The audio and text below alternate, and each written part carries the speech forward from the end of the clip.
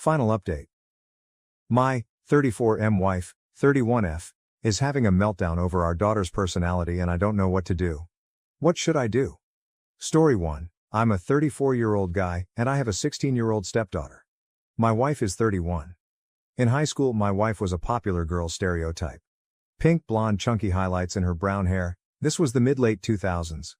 She was on the cheerleading team, had lots of friends and boyfriends, was well known and liked.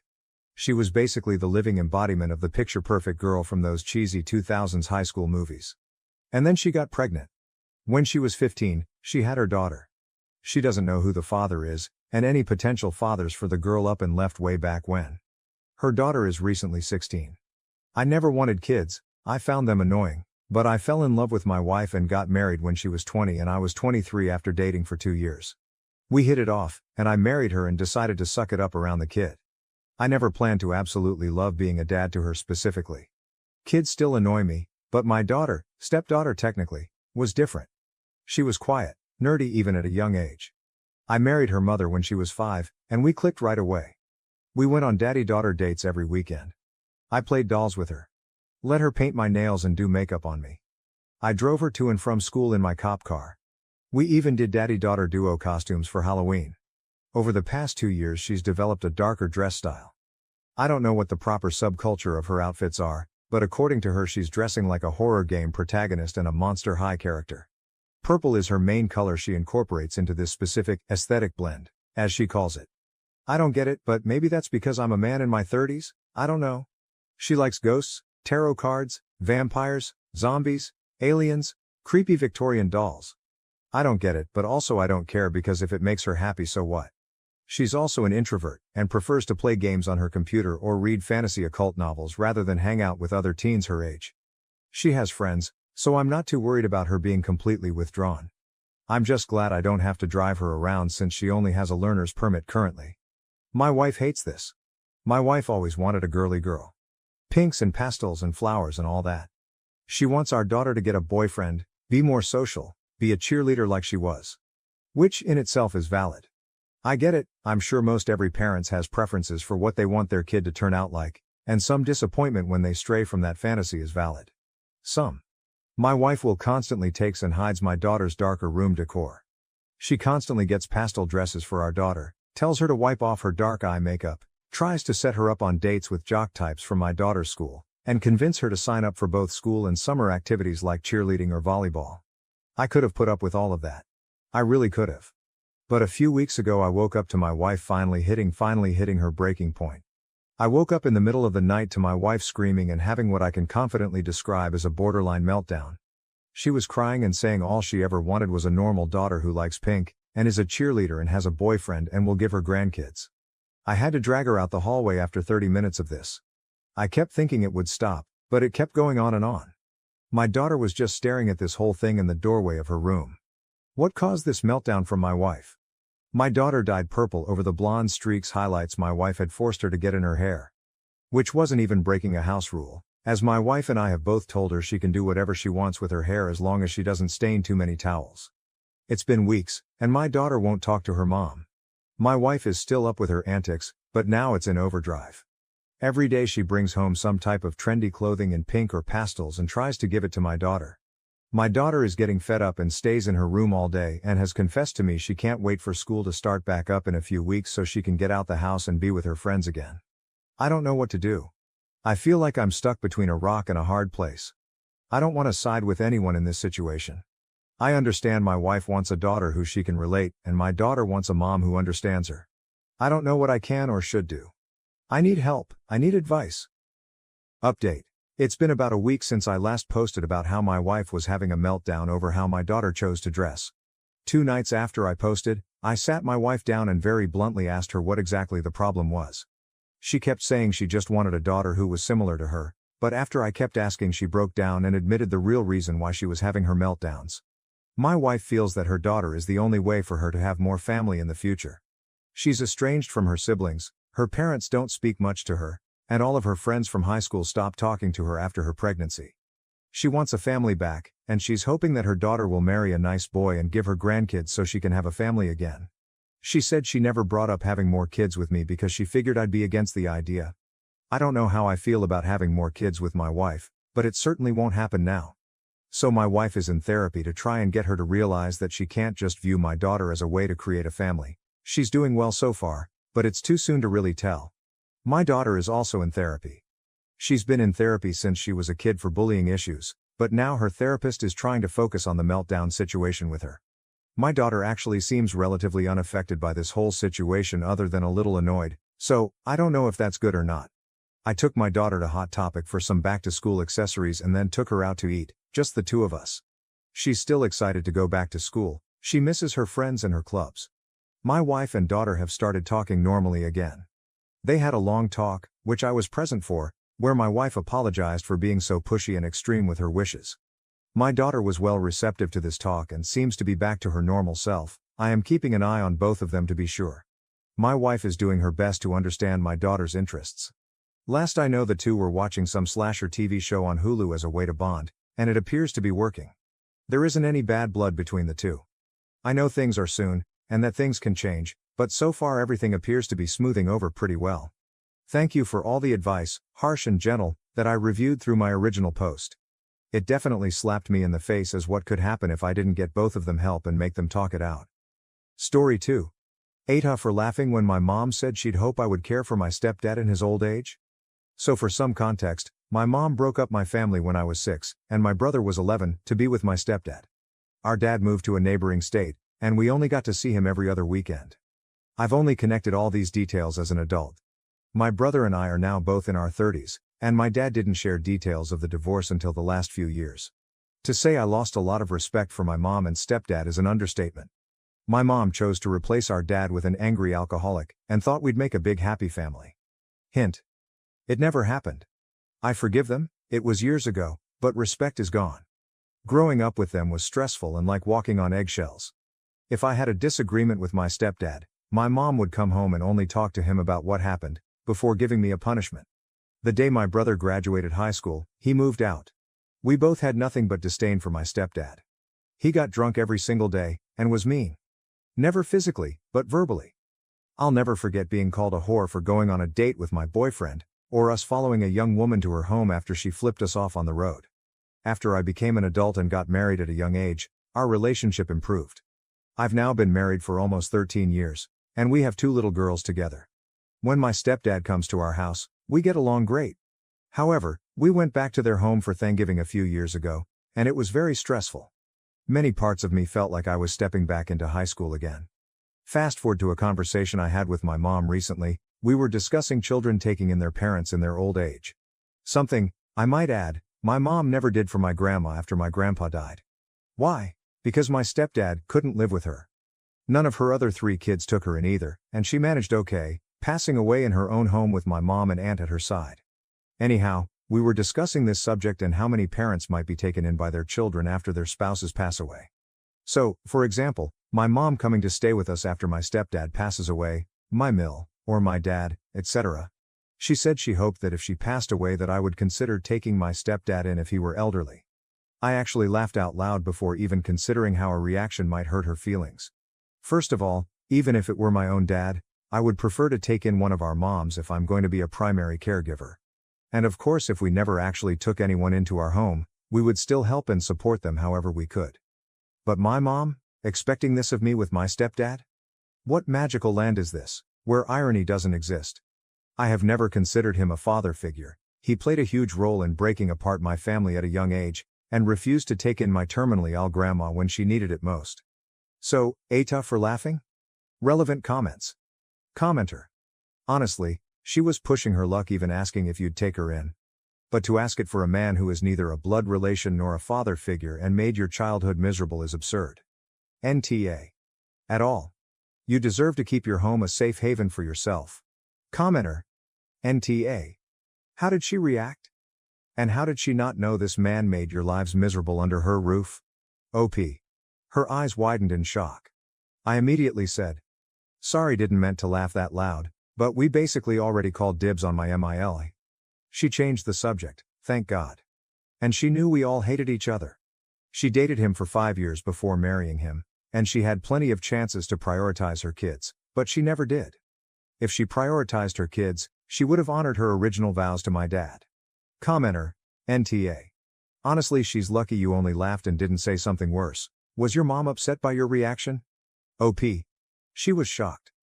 I apologized for laughing so loud right in her face cause we were sitting on a love seat together, and I joked that we already called dibs on my MIL. My mom has never been one to have deep conversations, so she changed the subject. Story 3. AITA for telling my best friend her boyfriend was cheating and showing her the video I took. Emily, 27F, has been my best friend forever. She's been dating Ryan, 28 million, for 3 years, and they seem perfect together. She was head over heels for him, and they'd even started talking about getting married. I liked Ryan too until last Friday. I was out at a bar with some coworkers when I saw Ryan sitting in a booth across the room.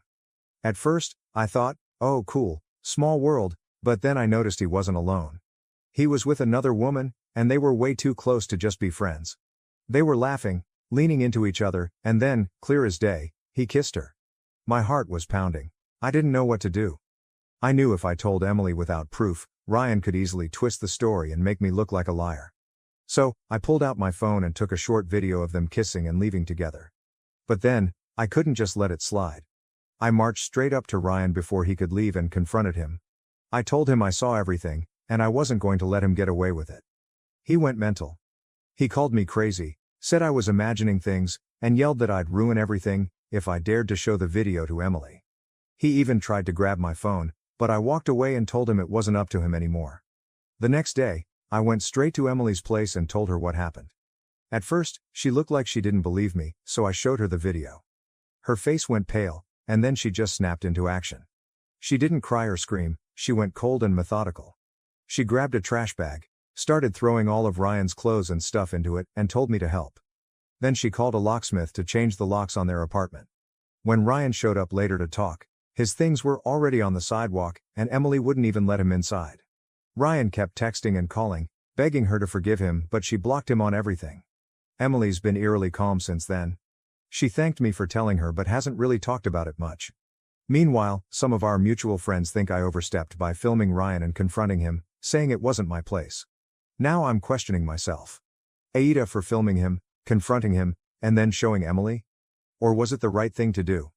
Story 4. Aida for telling my girlfriend's friend she can't eat the food I cooked since it's unhygienic.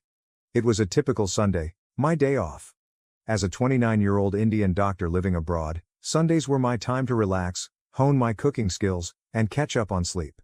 My girlfriend of 1 year, who is 28, shared the day with me at home. This particular Sunday, I decided to prepare a simple chicken curry with rice, a dish my girlfriend enjoys. Unlike butter chicken, this version uses onions in the base instead of tomatoes. IDK why I told you all this, but yeah. 3 of my girlfriend's friends were coming over that afternoon.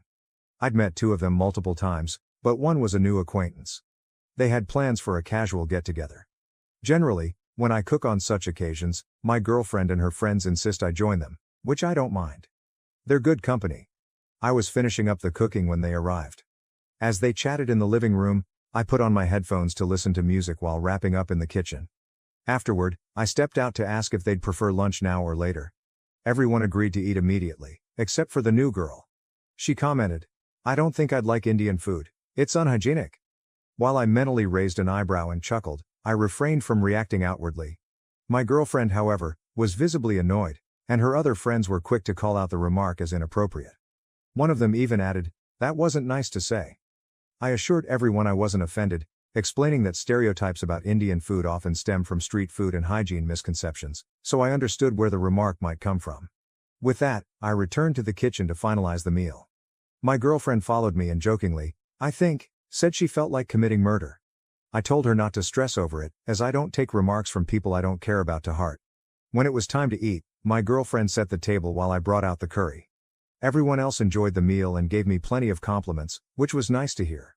Midway through the meal, the new guest, despite her earlier remark, expressed a sudden interest in trying the food. Here's where I might have acted immaturely. I closed the lid on the dish and told her, "I don't think you should eat this. It's unhygienic, remember?"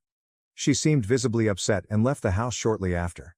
I half expected my girlfriend to be upset with me, but instead, she said, "Good riddance," and her other friends reassured me that I'd done nothing wrong. They even mentioned they preferred my company over hers, which was flattering. I joked about liking their company too but still preferring my Sunday blanket, which made everyone laugh. So, was I in the wrong for closing the lid? So Ada, edit 1. I assured everyone I wasn't offended. I think I was mildly annoyed but I decided not to say it out loud. Relevant comments. Commenter, NTA, that was a rude and terrible thing for her to say and the last thing you owed her was the food you made. I think you could try to make the argument that she might have experienced more personal growth if she tried and enjoyed the food and maybe if you were the bigger person on that one meal her goodwill would grow, but that's a ridiculous thing to expect you to do and wishful thinking anyway. She got her own bitter taste in her mouth and didn't like it, NTA. Commenter, NTA. She made a rude comment about your cooking, so you just gave it back to her. Honestly, I'm all for not letting people talk smack and then expect to be treated like nothing happened. If she can dish it out, she should be able to take it. You kept it light and everyone had a laugh. Good vibes all around. Story 5, Ada, for telling my ex some hard truths during our closure chat. So, a little background. I, 33F, dated this guy, 41M, for 3 years, but we broke up almost 4 years ago because I was just unhappy. Our goals didn't line up anymore, and he kept trying to change me. He didn't like how I dressed, my hair, or my friends, especially my LGBTQ+ crew, and even made comments about my weight. I was new in town and lonely, so I brushed off a lot of red flags, but his controlling behavior really wore me down. When I finally left, I started therapy to deal with my baggage and the mess he left me with. Therapy has honestly been a game changer. Recently, out of the blue, he hit me up and wanted to meet up to clear the air. I was hesitant but decided to go after talking it over with my therapist. I picked a cafe away from my place and worked for the meetup. When I got there, he was already sitting down. The first thing he said was, "You look great, you've lost weight. I wish you looked like this when we first met." He even mentioned I hadn't aged. I told him I looked fine back then, but honestly, this version of me wouldn't have dated him in the first place because he wasn't my type. He then said he wanted to know why I left so abruptly. I asked if he was seeing anyone, and he said yes, he's been with a Ukrainian woman for 2 years, which I already knew from friends.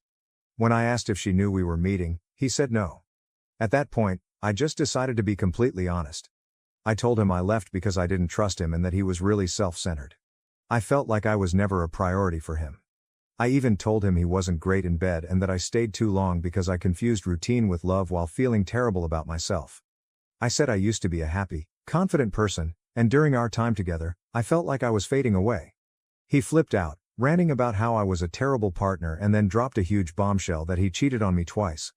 I think he expected me to be upset, but I stayed calm and told him, "You cheated by paying for it, so I'm not even sure that counts." Honestly, I already knew, and by the time I found out, I was halfway out anyway. I just felt bad for you because I saw how hard you were trying to find dates on those apps. Pathetic. He looked completely stunned. I told him he should focus on his current girlfriend and that this meeting was my one courtesy for closure. I said he could keep whatever story made him feel better and then I just left. Now I'm wondering if I went too far. Part of me thinks he deserved to hear the truth, but another part wonders if I could have been a bit nicer about it. Aita? Story 6. Aita, for secretly considering giving my mother's details to social services after she moved abroad, abandoning her 11-year-old child with abusive father. When my brother, M16, was 11, our mother abandoned him and left the country without informing either of us back in England. She made this decision primarily to escape her abusive partner, who is also my brother's father. To provide some context, I'm significantly older than my brother, M32, and I'm settled with my own home, wife, and career. When our mother left, she left my brother in the care of my older sister, F37, and her partner, M41, with the condition that it was just for the weekend. However, my sister was unaware that our mother planned to leave the country, and it turned out that this would be the last time we saw our mother. After this, my brother moved in with his abusive father, however went back to live with my older sister after feeling unsafe with his father. Unfortunately, my sister's partner became abusive toward my brother, which led to him reaching out to social services for help. They removed him from my sister's home and placed him in a safe, controlled living environment. Social services then contacted our mother, threatening to extradite her back to the country. She refused to disclose her whereabouts and has begged me not to reveal her address. Although social services haven't asked me for her details yet, I do know her address and am seriously considering giving them the information. When they do approach me, do you think I should share all my mother's information? I am so unsure of what the consequences would be either way. Thank you. Edit. My wife and I are doing all we can to support my brother, however when he stays with us in our tiny home he's on the couch. He prefers his own space in his new assisted accommodation, which is relatively nearby us, and we check in daily. He will be with us for Christmas, etc. My wife is also going through a lot, helping care for her father who is in palliative care. We simply do not have the space or resources to take in and support a teenager, as much as the situation breaks our hearts. Also, thank you so much for all your input and suggestions, we really appreciate everyone's time. Relevant comments. Commenter, your heart's in the right place, looking out for your little bro. Mom straight up abandoned a child, which is majorly messed up. Keeping her location secret might feel like betraying her trust, but protecting a vulnerable kid should come first. It's a sticky situation with no easy answers. If social services comes knocking, do what you believe is best for your brother's well-being, even if mom doesn't like it. Blood is thicker than water, but character is thicker than blood. Stay strong. NTA. Commenter. Bro, your mom dipped and left an 11-year-old with not one, but two abusive environments? Nah, the consequences of not sharing her details could mean more harm for your brother. Do what protects him, not her feelings. She made her choices. Commenter. What is best for your brother here? To be restored to the unwilling custody of the mother who abandoned him, or to roll the dice as a ward of the state? Not knowing the laws and personal dynamics involved here in great detail, it's hard to know. Your brother has been bounced around quite a bit and none of his relatives seem to be able to give him a safe and loving home. I hate to say it, but I'm leaning towards you staying out of it unless you plan to care for him yourself and do a good job at it. Otherwise it seems the only thing that can save him is to have nothing to do with the lot of you. Poor kid. Commenter. As a foster carer, your mother absolutely deserves to be held accountable not only for her child, but also her actions in abandoning him. I have sat with far too many kids as they've cried themselves to sleep because their parents don't love them. I don't usually make requests in AETA, only suggestions if I think they're necessary. But in this case the person behind the username, am asking you to please report your mother.